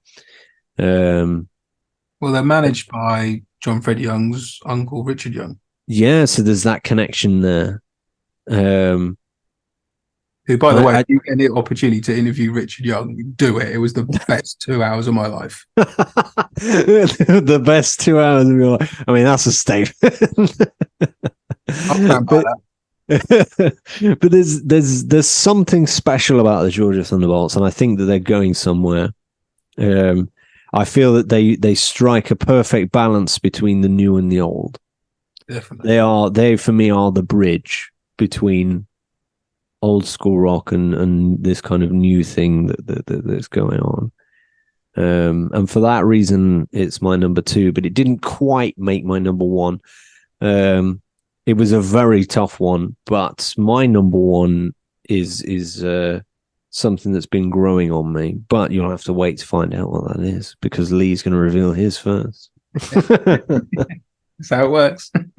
Yes. Oh no, good call on your number 2, man, with the Georgia Thunderbolts. That was an album again that I'd heard 1 or 2 of the singles, and then you put it up so highly. It's just a real grower. Like, you hear it and you think, oh yeah, this is a good album, I really enjoy this, and then you just keep going back to it. And it was the same when I was doing this top 10 for that year that it came out. It was like, well, I've got to put it a little bit higher. I've got to put it a little bit higher than that, because I really enjoy this. And it was exactly the same scenario again with this list. I was like, well, I can't not put it higher than this. Oh, look, it's now number 2. You know, like, you don't intentionally go, oh, actually, this is coming in here. It just creeps up that list. No. And I think it's just an album that's going to stay with me. I'm really hoping they come over for a proper UK tour, because I've not seen them. I think I'm right in saying they come over for The Odd Thing, maybe. I'm not sure. I'm not sure they've actually been over, have they? I have a feeling that they haven't, because they, like you say, supported Purple. Yeah, I think they've been to Europe. They're going to come over here to support Purple, but I don't think they actually did. No, I think that they've been in Europe, but they haven't done the UK itself. Not yet. I think that they were supposed to play Ramblin' Man Fair at one point, but that obviously didn't happen. But Yeah, they're a band that when they come to this country, I'm going to be there. It's as simple as that. There's something special about them for me. Agree with that. Yeah, they just strike a chord, So what is Lee's number one? I mean, this is going to be interesting. It was a tough one, man. This whole list has been really tough. Yeah. Because, when we do our top 10 albums of the year show, for example, you've already managed you can cut out quite a lot of the albums just because, they came out in December. Sorry, I can justifiably cut that out and make my life a bit easier. You already define that time period, and other ones that we've done already have a kind of quite a defined period. But because obviously this has been within quite a wide time range, and there's been so many great records that have been released over the last sort of few years, and so many that I would say would define it. I mean, we spoke about earlier. You spoke about the Dust Coda there, which I sadly haven't included because I'm an idiot. I think last time in a previous list you forgot about Dust Coda. Twice. And I know John sometimes watches. Just remember that twice, John. I'm sorry, John. And both Mojo Skyline and Loco Paradise are both fantastic records. They're great, yeah. So I think it's because at the minute now I own the physical copy of Mojo Skyline, but I haven't got a physical copy of Paradise. And when I'm doing these, my CD collection is over here. You look, don't you? You go through your collection. And my vinyl's over there, and I literally just sort of go, right, okay, what's pinging me, and what's really standing out was when I'm going through stuff, because I'm old. Oh dear. And I've had Adam on the show twice, so I should be really aware of how great they're. Twice. Again, I'm sorry, Adam. Can we redo this? Yeah, we're only about 2 hours deep. Let's start again. But we had, and it just goes to show to me, like, you've got albums like you mentioned, Karma Effect earlier. We've spoken about Dust Coda, Florence Black, These Wicked Rivers. There's so many great records out there that sadly haven't made the list, and it's not because they're bad records. It's because there has been so many great records, and over the years that we're now speaking of. And for me, I've just tried to define what I believe to be the best new wave of classic rock albums to be, and I would argue that some of those bands maybe sit slightly outside of that genre, but are sort of under the umbrella. Some of those I think have got their best albums yet to come. And some of those could have been on any other day. Simple as that. But for me, the album, my number one, is an album that I think defines not only the band, but the genre itself. This is feeling like a big build. I can feel the anticipation of the number one coming. Here we go. And I've gone with Massive Wagons and House of Noise. Wow, number one. Yeah. That's an interesting one. Without doubt, Massive Wagons, the album before that, Full Nelson, was the one that broke them through for me. Tracks like Back to the Stack and everything on it, and it's a great, great record. But I just felt like with House of Noise, not only did they push themselves on from that, but it was an album that started to get not only Massive Wagons noticed, but the scene in general noticed. Yes, I do remember this. It was like, I think they were on a cover of Classic Rock magazine. Yeah, it was a very high-ranking chart album. Everyone in the scene getting behind it, like it's a very supportive scene. And when someone when everyone is enjoying what they're doing, they do rally around. And I felt like they absolutely did that. I think that, like we were talking about earlier with Troy and the Fire Cosmic laying the groundwork, I felt that was laid with Full Nelson, but with House of Noise, they really pushed through and had completely taken it to another level. They've since released Triggered, which is a great record as well. But I feel that House Noise was the one that truly took them to the masses. Seeing the guys, like you say, on fronts of classic rock, on big stages at places like Download, and even people who not normally into the music have heard the name Massive Wagons, and I felt like it was a very high charting release. I think it got to. I think I'm right in saying there was a midweek chart at one point where it was number 3 in the charts. It was very high at one point. There was some people that were wondering, like, could this be in a top 4? You know, and it was a very high release record, and I think it made a statement not only for the boys themselves, but as a scene. Look, the rock scene isn't as much. I mean, Jesus, we've been speaking about me and my first gig being Aerosmith. I'm not opposed in any way to elder bands. As what I was brought up on, is what I absolutely adore. But the album made a statement of the last decent record that to come out wasn't The Darkness's Permission to Land. It wasn't Nirvana's Nevermind. It wasn't Radiohead. It wasn't Aerosmith, Led Zeppelin, Deep Purple. This is what's going on now. It's current. It's relevant. And an album that can write a song about going for a curry, and it's amazing. You know what I mean? Only Massive Wagons could come up with the line, I say Rogan, you say Josh, I say Rogan, you say Mosh. You know what I mean? On paper, that is one of the such a bizarre lyric, but there's something about it that's so fantastic, and it's so cathartic because it's fun, and that's what music should be. There's a lot of bands I know who write more serious things, and Massive Wagons have equally touched on more serious subjects. Yeah, but I feel like with this album, it was such a good cross section of what could be offered from the new scene, from the sort of more serious subjects like Trigger's on the new album, but with like Professional Creep and Pressure and Hero, the title track House of Noise.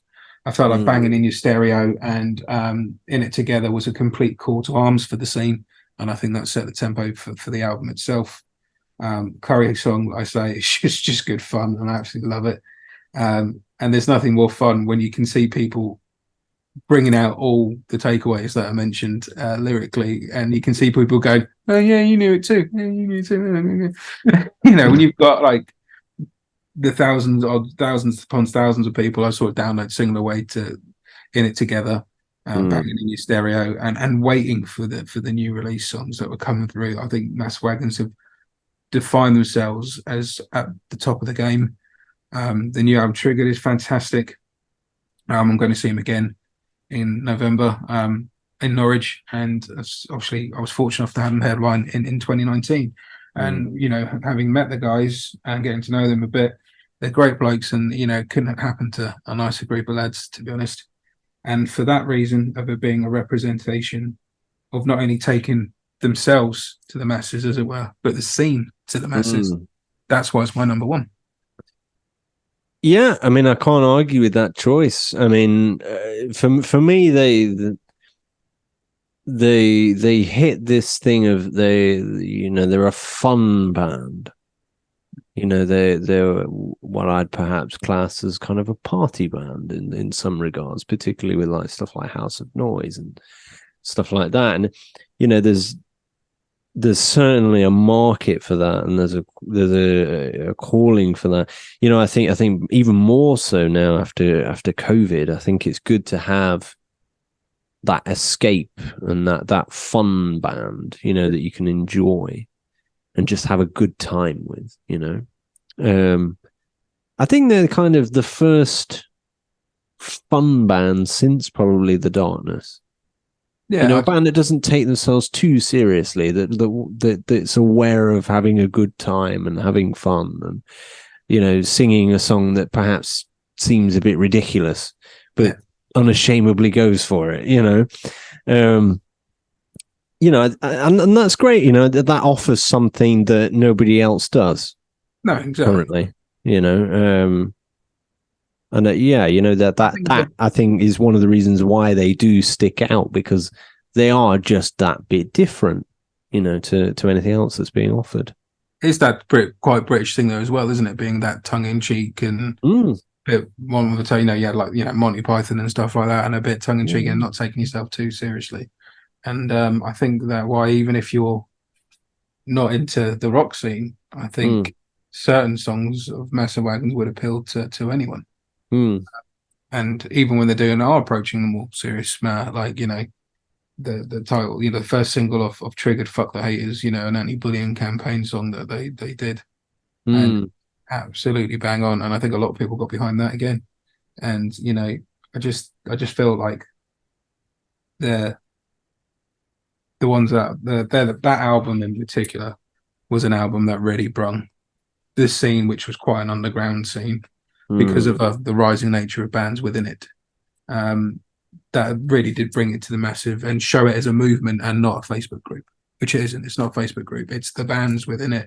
It's the community that gets behind everyone, and the people that come to all the festivals and all the shows and buy the albums and support the bands. That's where it's at, and I think it showcased that. No, I completely agree.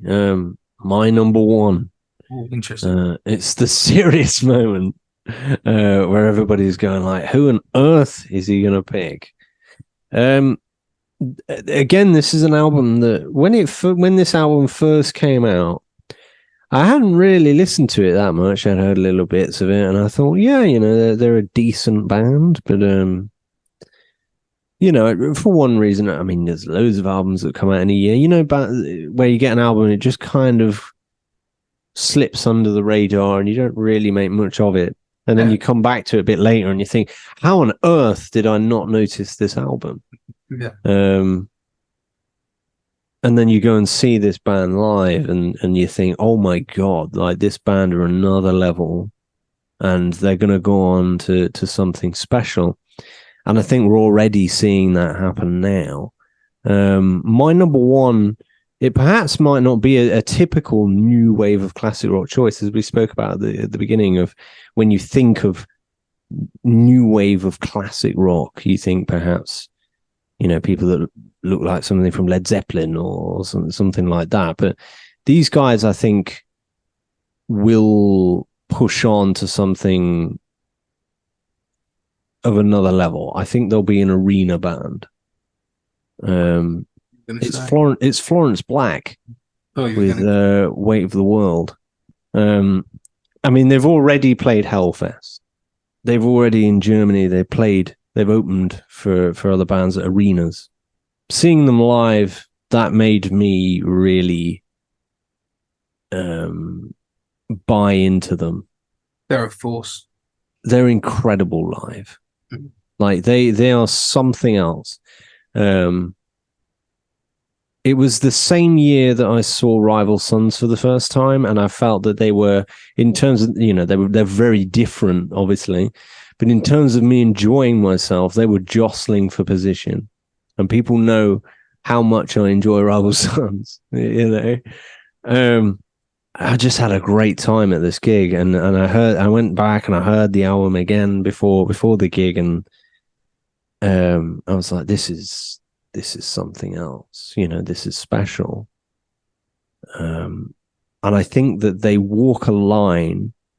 Of course, they're heavier than any other band on this list, but I think that they have this potential for a massive, broad appeal. I think that you could pull in the lights of, fans that are perhaps fans of Slipknot. Yeah. And these kind of heavier bands, but they also have this other side to them. Like you hear tracks like Sun and Moon. That's not as full on. So that they showcase many layers, and that they do in this album. I mean, for me, one of the standouts, Zulu. The opening track. It just blows your socks off immediately. Like they have a real knack of finding killer riffs. Yeah. Like it's just killer riff after killer riff. And I do think, in the next couple of years, they'll be playing, large venues. And again, I think that people will look back at this album and they'll go, this was the breakthrough moment for them. This was the moment where they garnered all this interest. I mean, they've done all of these things. They've gone to Hellfest and based on this record, really. So it shows how far, you know, they've come and how far they've elevated themselves off this just one album. At the time, I think when this came out, I can't remember. I don't know whether it's the same year as Georgia Thunderbolts. But it didn't even go in my top 10 because I hadn't heard it that much. Yeah. It wasn't even in there. But the more I've heard this album since then, I was like, this is elite. So for that reason, I think currently it's my number one of this new era, of these new rock bands, these new wave bands. I think the musicianship's just above everything else currently. You know, even going away from this album, even their cover of Bread Fan. Of that. I mean, it's elite. I mean, if you ever hear Florence Black live and they play Bread Fan live, it's an incredible cover. You know, I went with my dad to see Florence Black. Nice. And I looked at about halfway through the set. Like, my dad's seen every big band going, you know, like really top draw, like Led Zeppelin, Iron Maiden before they were even big, you know. I think he saw them for, it was something like 70 pence. Ridiculous. You know? His famous, his claim to fame moment is he apparently saw UFO for 30p. Absolute joke. But you know, you've seen so many over the years, and you know, like, you think when you perhaps reach that point in your life, you know, you think, well, I've seen all of the big bands. What else can you show me that I haven't already seen? And I look over to my left at the time, about halfway through the gig, and my dad is just going nuts. He's loving it. He's going crazy, you know. And to win over somebody like that's seen it all, that's been there, you know, from all of these historic bands, I think is a real testament. You know, they did it in half a show to win him over, and he went over and bought the album, and he went over and bought a T-shirt.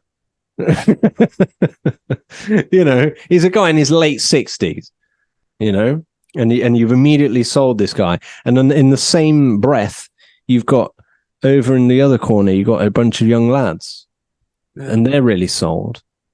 And it's this incredible cross section that you've got where they're appealing to so many different people. And, you know, as I spoke about earlier there, they go to Hellfest and they seemingly win that crowd over. I saw that there was a ridiculous mosh pit that was going on. Yeah.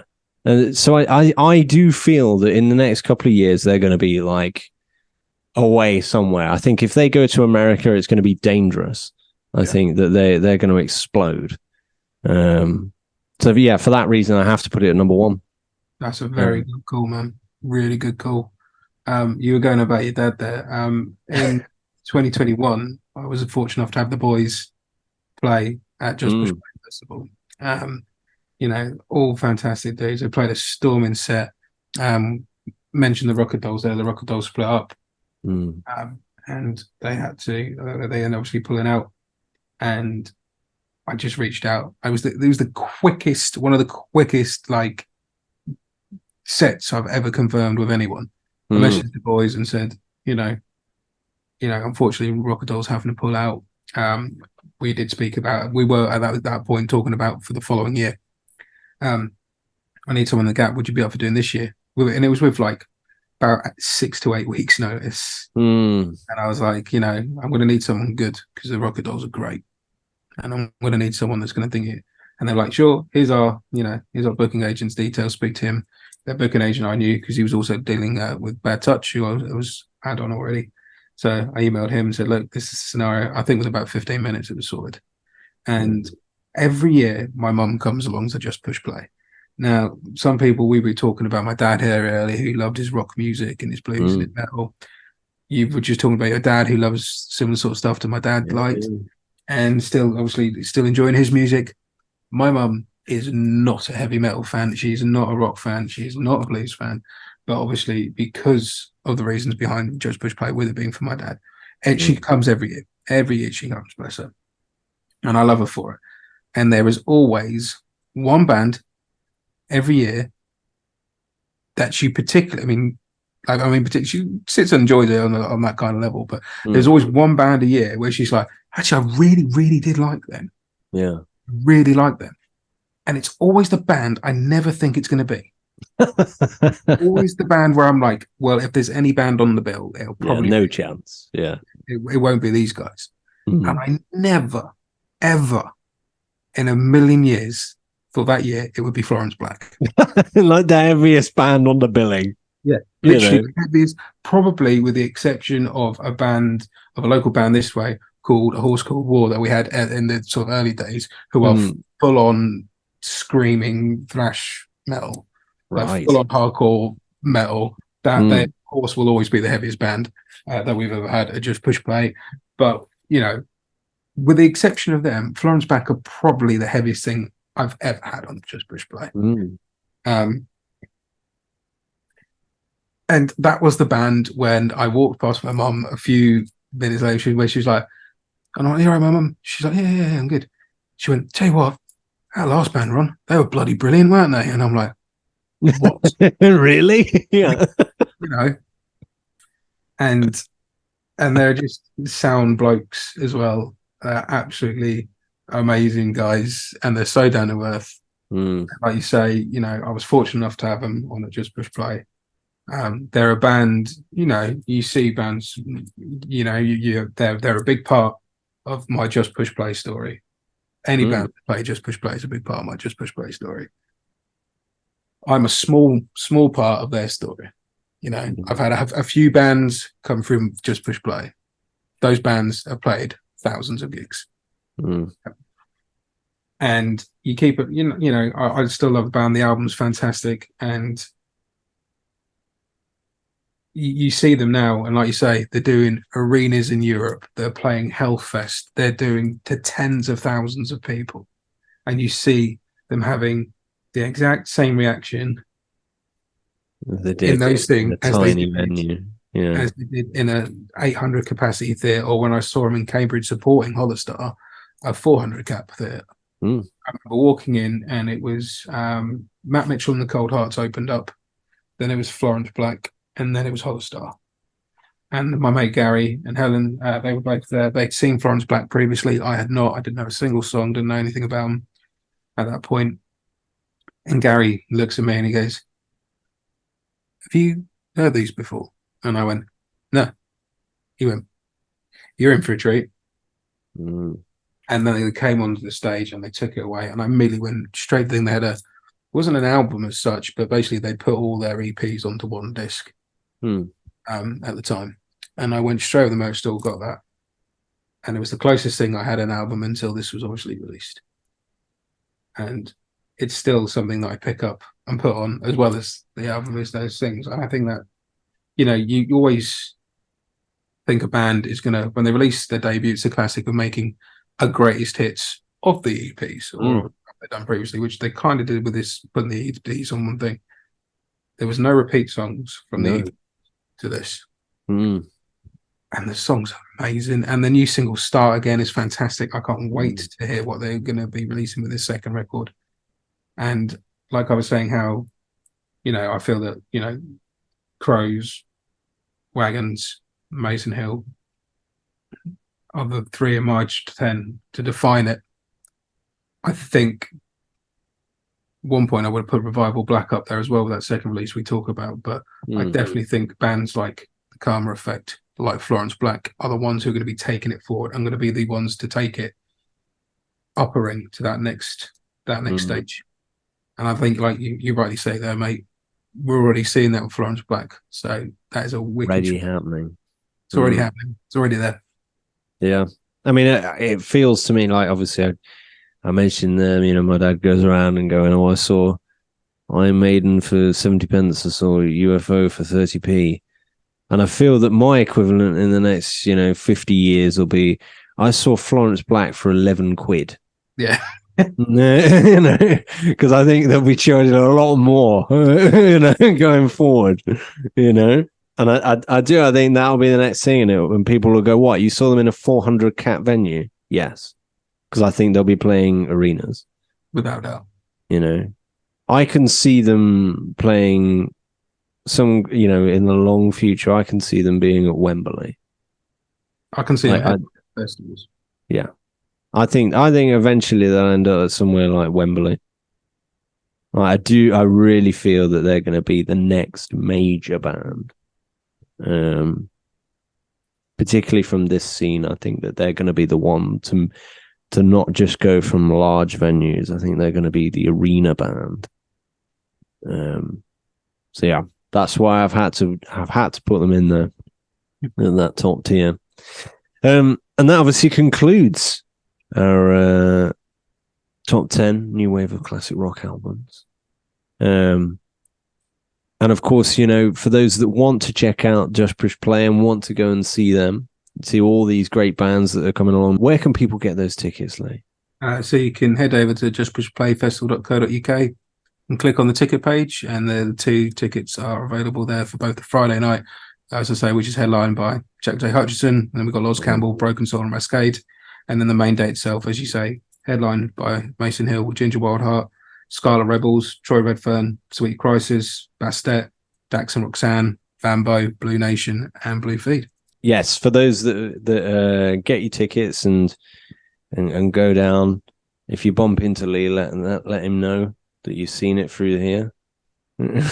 give me a shout, because I unfortunately won't be available to go this year, so you'll have to go and say hello to Lee for me, and I will see you next time.